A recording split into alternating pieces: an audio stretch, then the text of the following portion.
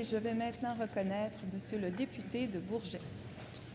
Madame la Présidente, je demande le consentement de la Chambre pour déposer la motion suivante, conjointement avec le député de Viault, la députée de Taschereau, le chef du troisième groupe d'opposition, la députée de Marie-Victorin et le député de Chemédé.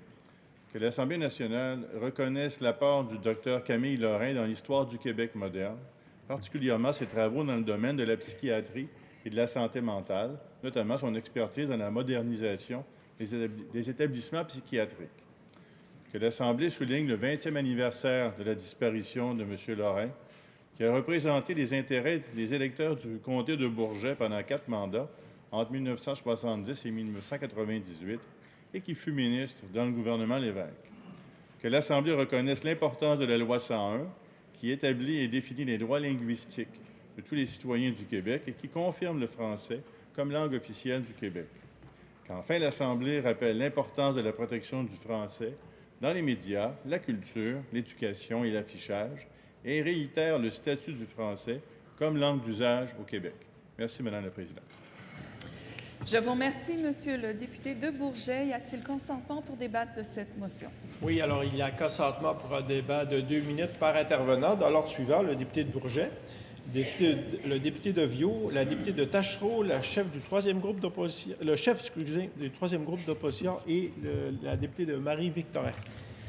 Je vous remercie. Alors, Monsieur le député de Bourget, la parole est à vous. Merci, Madame la Présidente.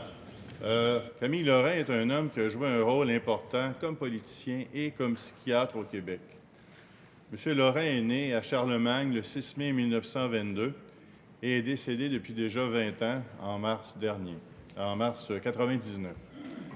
Mais nous nous rappelons encore de lui et de ce qu'il a fait pour le Québec.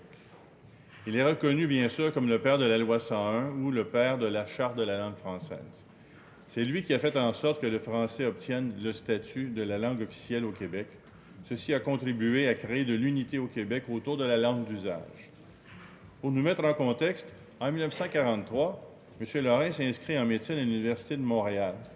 C'était un homme doté d'une intelligence remarquable et on dit même qu'il n'avait que des notes parfaites. Il s'est ensuite spécialisé en psychiatrie à Boston et à Paris dans les années 50, ce qui n'était vraiment pas traditionnel.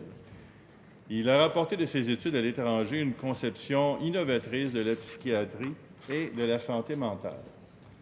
Le docteur Lorrain voyait dans la médecine et la psychiatrie de puissants instruments de transformation sociale. C'est ce qui l'a amené, fort probablement, à s'engager dans la politique québécoise. Il a été député de Bourget durant 4 mandats, soit entre 1970 et 1998. Il s'est joint à l'équipe de René Lévesque en 1968 pour fonder le Parti québécois. C'est en 1970 qu'il a été un des 7 députés élus du Parti québécois à l'Assemblée nationale du Québec. En 1976, le Parti québécois a pris le pouvoir et le docteur Lorrain a été nommé ministre d'État au développement culturel. Il a été chargé de créer une nouvelle loi linguistique au Québec qui remplacerait la loi à ce moment contestée du précédent gouvernement de Robert Bourassa. C'est donc en 1977 que Camille Lorrain a déposé à l'Assemblée nationale son projet de loi que l'on connaît aujourd'hui sous le nom de Charte de la langue française ou loi 101. Merci, M. Lorrain, pour votre très grand apport à la société québécoise. Merci, Mme la Présidente.